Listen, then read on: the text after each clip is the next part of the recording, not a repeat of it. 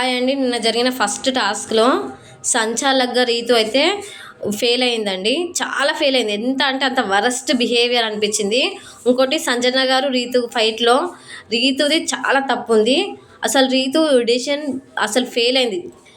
తనుజకి భయపడి decision wrong decision ఇచ్చింది. ఇంకోటి గేమ్ కూడా సరిగ్గా కంటిన్యూ చేయలే అనమాట. ఎలా అయింది ఏమైందని ఫుల్ వీడియో చూడండి, ఎక్కడ స్కిప్ చేయకండి. ఫుల్ డీటెయిల్గా చెప్తాను.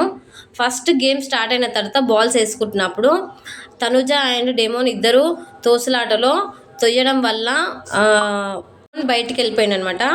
అప్పుడు రీతు ఏమన్నదంటే సంచాలక్గా తోసులాటలో బయటికి వెళ్ళిపోతే అది లెక్కలోకి రాదు, అవుట్ ఆఫ్ ద రేస్ గారు గేమ్ కంటిన్యూ చేయొచ్చని ఈమె చెప్పింది. సరే అని చెప్పి ఓకే. కానీ బిగ్ బాస్ ఇచ్చిన రూల్ ప్రకారం ఏంటంటే ఆ లైన్ దాటితే ఖచ్చితంగా అవుట్ అనమాట. సో ఆ 1 ఛాన్స్ ఇచ్చిన అని చెప్పి మళ్ళీ ఉంచింది. నిఖిల్ 2 టైమ్స్ దాటిండు లైన్. అయినా కానీ ఎందుకు తీయలేదు?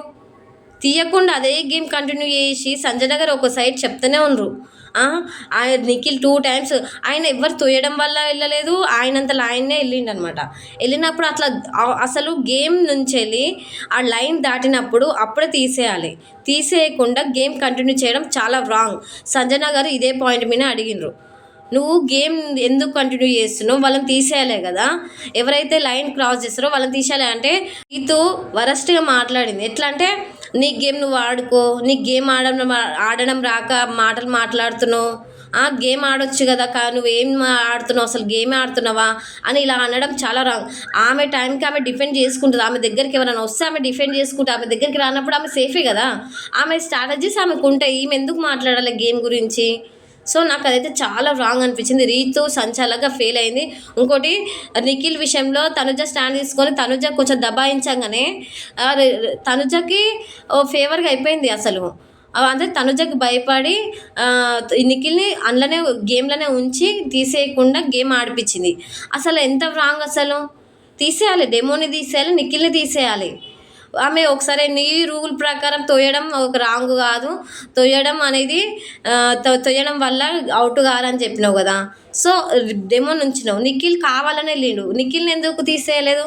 నిఖిల్ని తీసేయాలి. అసలు నిఖిల్ని తీసేయాలి, డెమోని ఇట్లా తీసేయాలి. నీ రూల్స్ కాదు, బిగ్ బాస్ ఇచ్చిన రూల్స్ కరెక్ట్ ఫాలో కావాలి.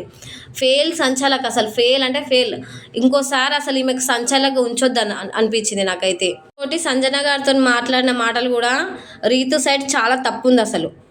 సంజన గారు పాయింట్ కరెక్ట్గా అడిగారనమాట. ఏం రాంగ్ అడగలేదు. ఆమె గేమ్లో ఉంది కాబట్టి ఆమె అడిగింది, నువ్వు ఎందుకు డెమోని నిఖిల్ని తీసట్లేదు, ఆల్రెడీ లైన్ దాటిరు అయినా కానీ ఎందుకు ఉంచుతున్నావు? వాళ్ళ వల్ల ఈమెకు రిస్క్ అవుతుంది కాబట్టి ఈమె అడిగింది. ఒక గేమర్గా ఈమె అడిగింది. నువ్వు తీసేయాలి. ఆమె అడగడంలో తప్పు లేదు అసలు. ఎవరైతే అవుట్ అవుతారో వాళ్ళని తీసేయాలి, న్యాయంగా తీసేయాలి. నువ్వు దబాయించడం, నేను సంచాలకి నేనేమి లాస్ట్, నా డిసిషనే ఫైనల్ అన్నట్టు మాట్లాడడం చాలా రాంగ్. ఒకటి తనుజ అన్నిట్లోకి మధ్యలో వస్తుంది. ఎందుకు తనుజకి అసలు ఎక్కడ అంటే నాకు ఒకటి అనిపించింది, ఇంకొకరు తీసేసి ఇద్దరిని తీసేస్తే తనుజకి సంజన గారికి పడ్డప్పుడు తనుజ ఓడిపోతాను తనుజకి తెలుసు, అందుకే డిఫెండ్ చేసుకుంది. తనుజ అన్నిట్లలో మధ్యలోకి వెళ్ళి కావాలని మాట్లాడడం చాలా రాంగ్ అసలు. సంచాలక్గా ఉంది కదా, ఆమె చూసుకుంటుందిగా, తనుజ ఎందుకు మధ్యలోకి వస్తుందో నాకు అర్థం కావట్లేదు. సో అలా సంజన గారు అడిగిన పాయింట్స్ అన్నీ కరెక్ట్. సంజన గారు కరెక్ట్గా మాట్లాడారు. రీతు అయితే సంచాలక్గా ఫెయిల్ అయింది. ఇంకోటి సంజన గారితో మాట్లాడిన మాటలు ఇట్లా కరెక్ట్ కాదు.